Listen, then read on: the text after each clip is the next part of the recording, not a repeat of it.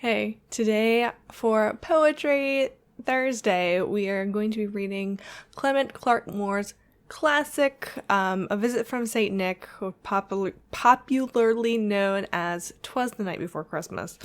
As always, because I love reading books with a nice warm beverage. I have a nice warm beverage. It's hot cocoa. Coincidentally, have a cookie or two to, sit over here. And now we're gonna get to the poem. 'Twas the night before Christmas, when all through the house not a creature was stirring, not even a mouse. The stockings were hung by the chimney with care, in hopes that St. Nicholas soon would be there. The children were all nestled, all snug in their beds, while visions of sugar plums danced in their heads. And Mamma in her kerchief, and I in my cap, had just settled our brains for a long winter's nap. When out on the lawn there rose such a clatter, I sprang from the bed to see what was the matter. Away to the window I flew like a flash, tore open the shutters, and threw up the sash. The moon on the breast of the new-fallen snow gave luster of midday to objects below, when what to my wondering eye should appear but a miniature sleigh and 8 tiny reindeer, with a little old driver so lively and quick, I knew in a moment it must be St. Nick. More rapid than eagles his coursers they came, and he whistled and shouted and called them by name.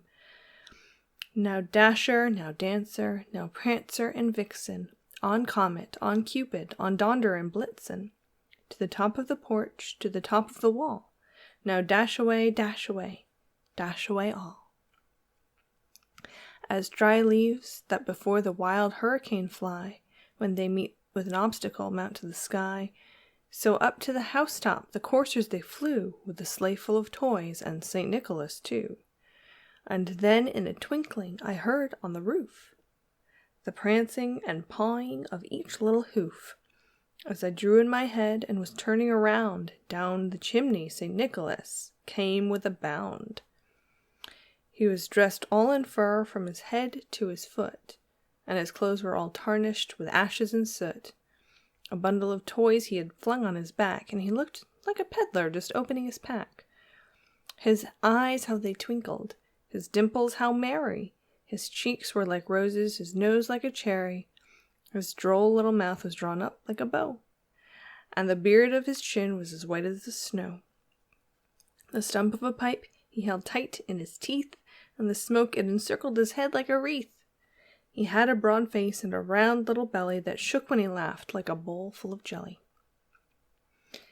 He was chubby and plump, a right jolly old elf, and I laughed when I saw him in spite of myself. A wink of his eye and a twist of his head soon gave me to know I had nothing to dread. He spoke not a word, but went straight to his work, and filled all the stockings, then turned with a jerk, and laying his finger aside of his nose, and giving a nod, up the chimney he rose. He sprang to his sleigh, to his team gave a whistle, and away they all flew like the down of a thistle. But I heard him exclaim ere he drove out of sight, "Happy Christmas to all, and to all a good night." The end. And good night. Again. And Merry Christmas.